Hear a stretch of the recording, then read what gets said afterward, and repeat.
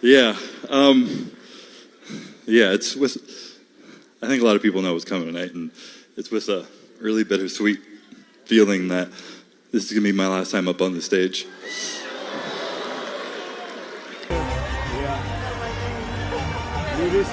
Samson!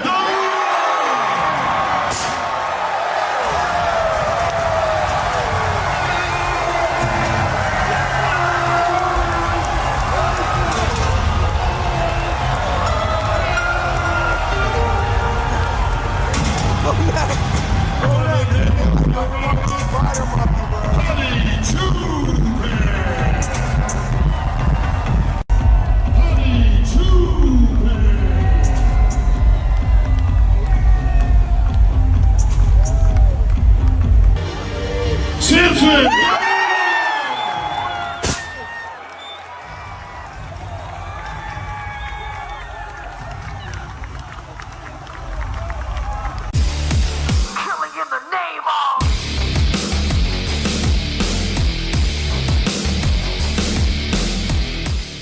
Bonjour à tous, bienvenue sur Moss Muscular, j'espère que vous allez bien. Et je vous fais cette vidéo en full impro, parce que, je sais pas, j'avais pas envie de faire un script, j'avais pas envie d'écrire. La compétition vient juste de se terminer, on vient juste de finir la classique physique et le Mister Olympia, donc en open bodybuilding. Et voilà, pas de script, juste une petite chose, pensez à vous abonner à la chaîne pour arriver, pour soutenir la chaîne, voilà, ça me ferait très plaisir. Et on va commencer simplement avec classique physique. Alors, on va commencer par, je pense, la partie plus bodybuilding. Donc Chris a remporté le Mister Olympia, je pense ça c'était attendu, hein, il n'y avait aucun doute là-dessus. Grande surprise, Mike Summerfield prend la seconde place. Voilà, il donne une petite run à Chris, mais bon, je pense que c'était plus pour faire plaisir à Mike que pour montrer une rivalité entre les deux, parce que clairement, bon, il n'y avait pas photo. On peut voir que Mike était un peu aussi déstabilisé, hein, à être directement là en top 2, je pense qu'il s'attendait pas du tout à ça, mais voilà, franchement, tant mieux pour lui. Je suis très content pour Mike, j'avais eu l'occasion d'interviewer cette année au FIBO, justement, il m'avait parlé de lui, qu'il allait prendre de la masse, qu'il avait une grande marge, qu'il pouvait rajouter, je pense, 5, 6 ou 7 kilos s'il prenait quelques millimètres. Et voilà, je lui avais dit que c'était quelque chose qui allait changer beaucoup de choses à son physique s'il y arrivait. Et bon voilà, il y est arrivé. Et visiblement, ça a eu un très très gros changement parce que ça l'a directement propulsé vers la deuxième place. Juste derrière lui, bien sûr, voilà, Urs Kelsinski, qui avait un petit problème de teint, je pense, hein, son teint n'était pas assez foncé, il était assez clair. Maintenant, voilà, sa condition, qui était assez spectaculaire, il faut le dire, a permis à Urs de se hisser à la troisième place, de se rehisser à la troisième place. Et je pense surtout au niveau du dos, il a commencé à avoir un peu plus de détails, surtout dans le milieu de son dos.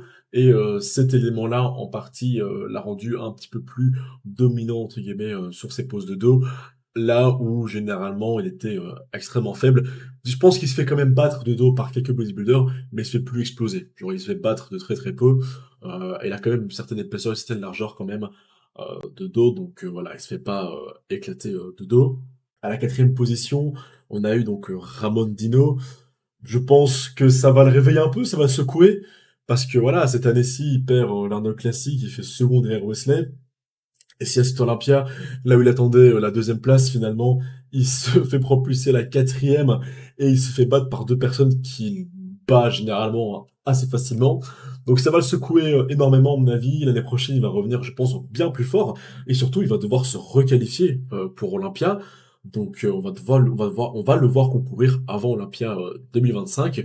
On va voir Ramon probablement à l'Arnold Classic, peut-être à l'Arnold Classic Brésil, ou peut-être une compétition, ça je sais pas encore.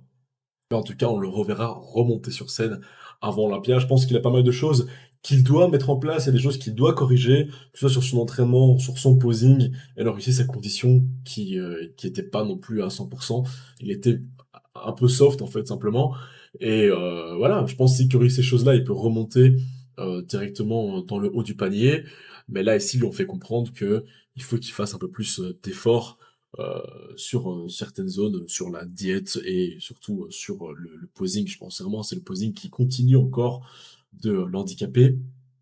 Et alors juste derrière lui, Brian Asley à la cinquième place. Et bon, je crois qu'il est temps pour Brian de passer en 212, hein. Il était déjà temps pour lui de le faire cette année, et il est encore plus temps pour lui là d'y passer. Mais avec cette nouvelle news, j'ai l'impression qu'il reste de rester, parce que ça y est, enfin, Chris Bumstead a pris sa retraite. C'est terminé, hein, voilà. C'est une ère qui s'achève. Il avait décidé, quand il avait commencé le bodybuilding, qu'il arrêterait à 30 ans maximum, ou avant 30 ans. Je pensais qu'il avait encore une année de plus, et finalement, non, il a décidé de s'arrêter ici, maintenant. Probablement, sa fille, la naissance de sa fille a probablement fort joué dans sa décision. Et donc voilà, cette victoire, elle est pour Bradley, sa petite fille, elle est pour sa femme. Et on verra plus jamais Chris Bumstead sur scène, apparemment, d'après ses dires. En tout cas, pas en tant que bodybuilder. Je pense qu'il continuera quand même d'être actif dans le monde du bodybuilding, dans l'industrie. Mais voilà, donc vous avez l'occasion de voir la fin du bodybuilder le plus connu au monde, le plus célèbre, celui qui a peut-être marqué le plus le monde du bodybuilding et son industrie. Et surtout, probablement le seul qui n'est pas un bodybuilder open et qui a eu cette marque sur le bodybuilding en général, car c'est lui qui a redéfini classique physique, qui a défini le classique physique, et qui a porté cette catégorie pendant 6 années maintenant, et il laisse sa place vacante, et on va voir qui sera le champion l'an prochain. Je pense que l'année prochaine, on va voir les meilleures versions de chacun des athlètes qui étaient là aujourd'hui. Je crois que Wesley, lui aussi, il a dû se ramasser une claque, et à mon avis, l'an prochain, il va être aussi très très très très chaud. Pareil, hein, il va aussi devoir se requalifier, et il y a une place en jeu, il y a un titre olympien en jeu, donc on va tous les voir à fond. Je pense aussi à Terence Ruffin, qui cette année n'était pas là parce qu'il a eu une blessure, et aussi parce qu'il voulait prendre du temps pour faire une bonne prise de masse et reprendre beaucoup de volume. Terence Ruffin, qui lui aussi est clairement un concurrent pour la première place, pour ce titre Olympia, qu'on verra donc aussi l'an prochain, qui devra aussi se qualifier à Olympia. Et là, c'est certain qu'il va le faire, je pense. J'imagine, étant donné qu'il y a cette place vacante, très probablement il va revenir. Ramon Dino, bon, bah, bien sûr, on vient d'en parler. Max Sommerfield, qui finalement est le favori pour ses premières places l'année prochaine, étant donné qu'il finit deuxième cette année. Voilà, c'est celui que, normalement, on verrait comme le prochain Mister Olympia. Alors, perso, moi, j'ai un peu de mal à voir comme un Mister Olympia, je vais pas vous mentir. Maintenant, c'est parce que j'ai toujours eu l'habitude de voir Ramon sur le devant de la scène. Donc, voilà, dans mon esprit, un petit peu, c'est surtout Ramon qui est inscrit en tant que, allez, le prochain Mister Olympia, celui qui allait reprendre le flambeau, ou Wesley. Mais voilà, c'est possible, tout peut arriver. Tout peut arriver. Là, l'année prochaine, ça va être comme en 98, enfin 98 pour mes viewers français. Ça va être la même chose. Dorian était parti, là c'est Chris qui est parti, et maintenant ça va être la bagarre pour celui qui arrachera le nouveau titre de Mister Olympia. Et du coup, c'est aussi possible que Brian ne passe pas en 212 et se dise non mais merde, moi je reste et je vais choper ce titre Olympia, je récupère ce titre. Alors je pense pas qu'il y arrivera. Il a fait 5e, il était très très beau. Même si t'es un tout petit peu soft, je pense que même si t'es en meilleure condition, il n'aurait pas non plus pu se classer second. Donc voilà, je pense que c'est mieux pour lui de passer en 212. Et on enchaîne du coup avec le Mister Olympia, et quelle joie, quel plaisir ai-je de vous annoncer que Samson Dauda a donc remporté ce titre Olympia. Et bon, si vous suivez la chaîne depuis longtemps, vous savez que je suis un très très très grand fan de Samson. J'ai eu l'occasion d'interviewer Ahmed. Because you're coming for the win, that's for sure. Yeah. C'était incroyable de pouvoir l'interviewer justement en plus 2 semaines avant l'Olympia, 2 semaines avant sa victoire. Et je vais pas vous mentir, quand j'avais vu son look une semaine avant, on m'était dit bah il sera pas sec à Metz. Et au moment où il est arrivé sur scène, il me s'est ramassé une claque. Et j'ai dit ah ouais non en fait ce mec c'est c'est de la magie. Voilà, c'est un tour de magie où on sait pas comment il fait. En 1 ou 2 jours, il arrive à sécher et avoir un look exceptionnel. Et c'est exactement ce qu'il a fait à cet Olympia. Si vous vous rappelez, il y a 2 jours, il a retiré son t-shirt lors de la conférence de presse. Personne ne l'a suivi. Il était tout seul, torse nu, en train de poser, et personne n'a voulu le suivre. On sentait aussi un petit regard de t'inquiète, de toute façon, voilà, nous on est les champions, a dit Drake, surtout Derek, hein, qui était en mode nous on fait pas ça, on va montrer sur scène, etc. Et je trouve ça plutôt cool en fait finalement que voilà, c'est lui qui est venu mettre le feu et a essayé de mettre de l'animation durant l'interview, même sur en général, hein, je veux dire pour lui aller à Metz, beaucoup de gens, enfin je le pensais, et beaucoup d'autres personnes le pensaient aussi, que c'est une stratégie pour être déjà qualifié pour l'an prochain, etc. Et honnêtement, je pense qu'il est honnête quand il dit qu'il le fait parce que c'est la passion du bodybuilding, parce que il aime concourir en Europe, etc. Je pense que c'est réel. Et c'est quel plaisir de le voir finalement accomplir son rêve et devenir le Mister Olympia. C'est aussi bah, du coup la première fois qu'on a un Mister Olympia qui est coaché par sa femme, parce que voilà, au début de cette année, juste après le Classic UK, il avait décidé de partir de la team avec Milos et de commencer à se faire coacher par sa femme Marlenka. Et ça a payé. Tout le monde a dit que c'était une erreur. Et aujourd'hui, bon, bah, voilà, titré Olympia, et première fois qu'une femme coach remporte aussi un titre Olympia. Deuxième chose aussi, beaucoup de gens ont vu que c'était une erreur, c'était d'aller à Metz. Enfin, des gens se sont dit, c'est pas une bonne idée, tu vas te cramer pour la prochaine compétition, réserve-toi pour Olympia. Et pouf, pareil, il est là et il domine quand même. Alors, bon, il n'a pas gagné non plus, je pense, de très très loin, hein, faut pas non plus exagérer. Je pense que c'était quand même assez serré avec Adi Choupan. Moi, je pensais même à un moment, à la fin de la vidéo précédente, du coup, j'avais fait, je me suis dit, ah, peut-être probablement que ce sera Adi qui va gagner, parce qu'au niveau de la condition, j'avais un petit peu de mal à voir Samson. Maintenant, voilà, moi, j'avais que les images du live stream, et finalement, c'est vrai que, en regardant les photos et les vidéos, je pense qu'il avait les conditions suffisantes pour gagner. Il gagne aussi le titre du champion du peuple. Donc voilà, il a les deux titres. Tout le monde est d'accord. Les juges sont d'accord et les viewers sont d'accord. J'avais regardé un petit peu les commentaires. Je vois aussi beaucoup de gens qui souhaitaient Samson. Pendant le live sur Instagram, la plupart des gens voulaient aussi Samson. Donc voilà, on a eu ce qu'on voulait et c'est très très cool. Et aujourd'hui, le top 3, c'est-à-dire Derek, Samson et Adi, ils ont tous les trois un titre Olympia. Et c'est-à-dire que l'an prochain, on va voir qui sera le premier des trois à être un champion, à être le two times Mr. Olympia. Parce que pour le moment, voilà, ils ont chacun eu leur tour. Et ça va être aussi très intéressant, très excitant. Alors, juste derrière lui, du coup, il y avait Adi Choupan, qui l'a plutôt bien pris. Hein. Visiblement, perdre contre Samson, ça lui va plus que de perdre contre Derek. Il a bien mieux avalé cette défaite. Maintenant, je trouve qu'en condition de face, c'était très très beau, il s'était amélioré, il était bien meilleur que l'an dernier. Je pense que cette version de Hadi battait la version de l'année passée, je pense même de Derek. Maintenant, voilà, visiblement, les juges ont préféré le physique de Samson qui en imposait clairement par sa ligne et par sa masse. Et alors, à la troisième place, Derek Lunsford. Grosse déception pour Derek, je pense, parce que après l'Olympia de l'année passée, on s'est en grosse partie dit que sa dynastie commençait, tout simplement, après sa victoire. Mais étant donné qu'il était si dominant de dos, on s'est tous dit plus ou moins que ça y est, on était parti pour 4, 5, 6, 7, 8 ans de domination juste par Derek. Et aujourd'hui, Samson nous a prouvé le contraire. Maintenant, on va voir ce qu'il va faire pour l'année prochaine. Il était juste très soft, hein. Pour moi, ici, c'était vraiment sa condition à Derek qui l'a handicapé. Surtout au niveau des jambes, hein. Il a vraiment perdu, alors pas en volume, mais perdu en galbe et en découpage sur les cuisses. Ce qui fait que, voilà, il a été quand même repassé derrière Adi. Pendant que je regardais, je me suis dit, non, on va quand même pas être derrière Adi Choupan. Je me suis dit qu'il serait quand même derrière Samson s'il devait perdre. Je me suis dit quand même, comme il avait été Mister Olympia l'an passé, lui faire troisième, ça aurait quand même été compliqué, mais visiblement non, les juges ont été très très justes là-dessus aussi, et je pense que la troisième place pour Radek était méritée.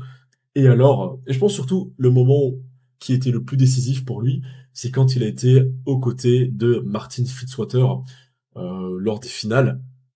Martin qui était exceptionnel à son tout premier Olympia, qui prend la quatrième place. Et il y a un moment, ils ont bougé Martin au milieu avec Derek Lunsford.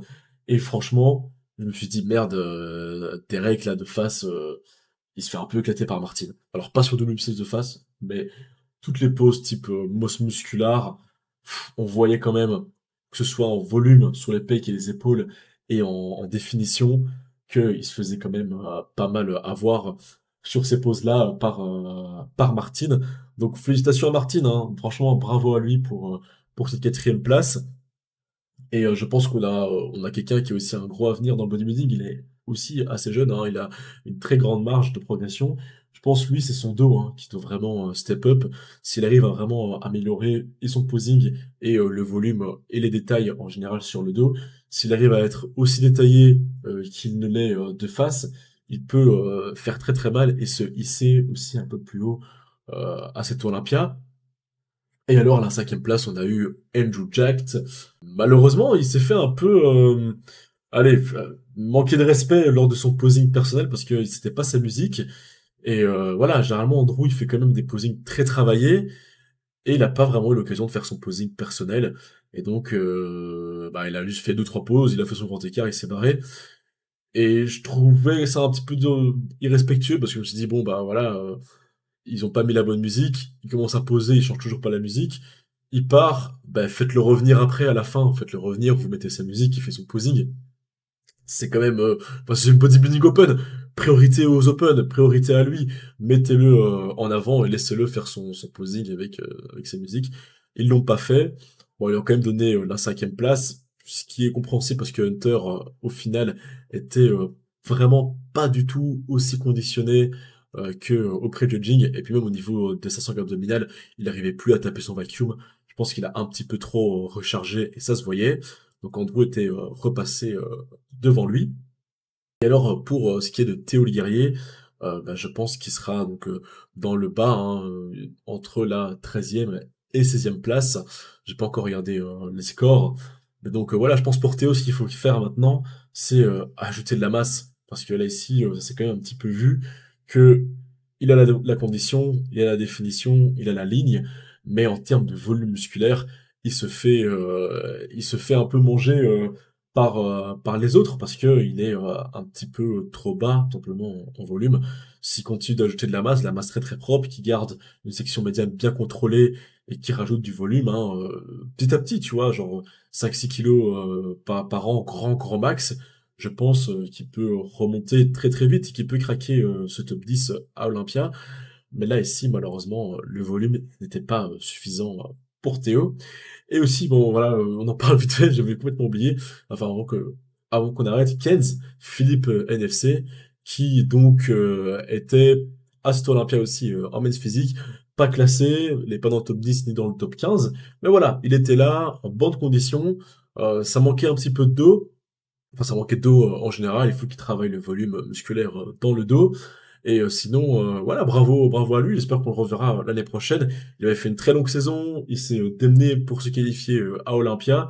En men's physique, ils étaient énormément d'athlètes. Il y avait 56 gars. Donc c'était aussi très très long. Mais voilà, on a quand même eu l'occasion d'avoir une représentation française sur scène en men's. Et ça, c'est cool. En espérant qu'il sera là aussi l'an prochain. Et bon, bah c'est tout pour cette Olympia. Félicitations à tous les athlètes français qui ont concouru cette année. Merci à eux de nous représenter sur la scène internationale. Merci à tous ceux qui ont suivi le live avec nous des 3-4 heures du matin, etc. C'était très très chouette, il y avait une bonne ambiance, donc ça c'était vraiment très cool. Et donc voilà, c'est fini pour cette vidéo. Je vous ferai probablement prochainement une vidéo récap de tout Olympia. C'était Karim de Mos Muscular. À bientôt. Ciao.